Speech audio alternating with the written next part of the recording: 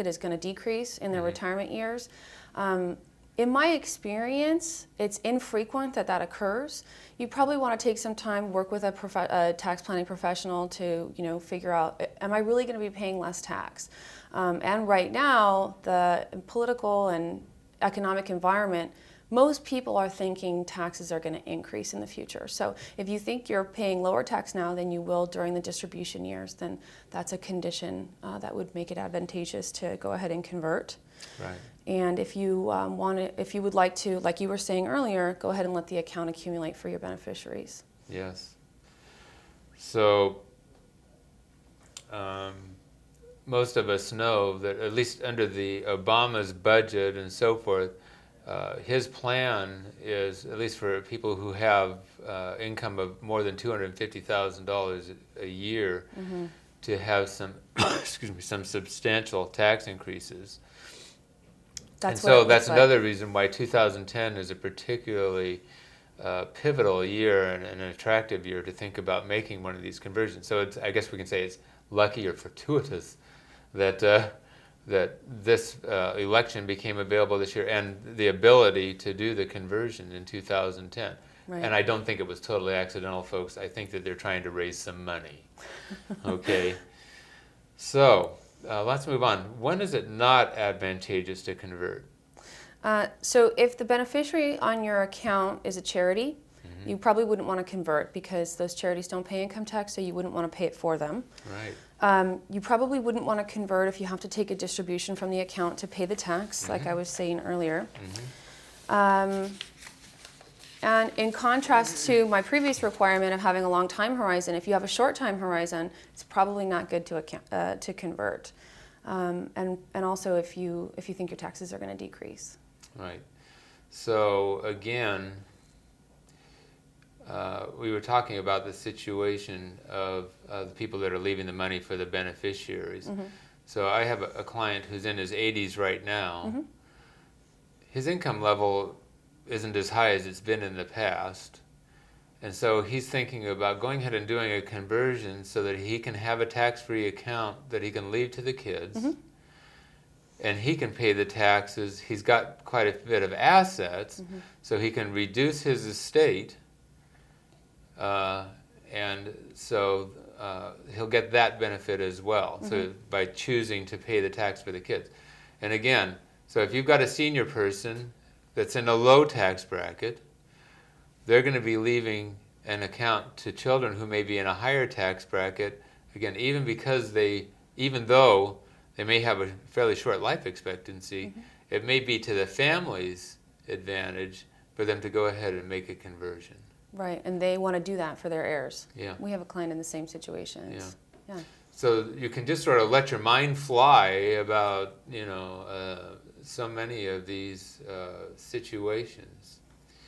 So what are some estate planning reasons to convert? We sort of covered this a little bit. Why don't we go ahead and go through it a bit? So under the estate planning header, first of all, if you would like to make sure that account can go ahead and accumulate because you don't have required minimum distributions. Second of all, like you said in the example of your client, paying taxes or converting and paying the tax reduces the size of your taxable estate, and that could make a difference. And your heirs receive those benefits tax-free, even though the account could still be subject to estate tax. So have you had many clients that have been deciding to make any conversions? Do you have any case studies that have come up yet? Or? Well, it's funny. We have a client in almost exactly the situation you mentioned your 80-year-old client is in. This client is not quite 80 years old, but he is living off of a pension from his executive days and some distributions from his IRA, and he wants to go ahead and do the conversion to a Roth so that he can pay the tax now and reduce his estate, and he's leaving this account to his children and grandchildren, and so he feels good about doing that. And contrasting that, we have some younger clients who are converting small accounts, and that's, I think, the more common or traditional person who's converting their account to a Roth. The account is small. They're able to pay the tax from cash flow. They expect it to grow for maybe 30 years before they take any distributions from it. So it could be a good situation for them too. Yeah. You know, one thing that I see quite a bit when I talk to clients that I get, newer clients and so forth, when I talk to them, and I say, well, do you have an IRA to convert? And they say, well, yeah, I may have a couple of dinky little IRAs or whatever. Mm-hmm. And then I say, well, what do you have for your 401ks? Well,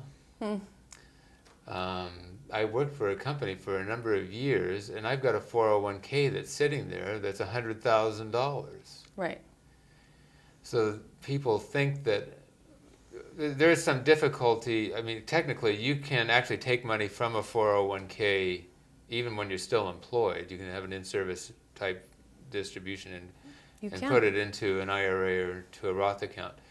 But most employers aren't very liberal in allowing those, especially larger ones. Mm-hmm. You know, they get pretty bureaucratic. They like to keep those assets, yes. Yeah. So, but when you've got these accounts that you've accumulated as an employee, you have the right, in most cases, to just go ahead and convert those at that time. Mm-hmm. And so here you've got this opportunity now that you may have this significant balance, like I said, in many cases, maybe $50,000 to $100,000 or more, Mm-hmm. that you can put a really significant amount and load one of these accounts. You can. And then, well, let your mind fly as far as what you're going to do with that account. So, you know, if you can find some ways to make it grow. So, I mean, our prejudice is to get a risk-managed portfolio. I'm going to be talking to your dad here soon, and we'll be talking about the things related to that. But like I said, they're doing real estate. You can get private mortgages where you participate in real estate deals, and you may get 15% or more return. You guys have some real estate partnerships where you can get 17%. Mm-hmm. I mean, wow! Yeah. Over your lifetime, the investing possibilities are pretty limitless. Okay. Well, folks, I hope you've become even more excited with our little conversation here about Roth conversion, and be thinking more about it. Let your mind fly. And so I'll let you go for that. And I hope you can join us next time on Financial Insider Weekly.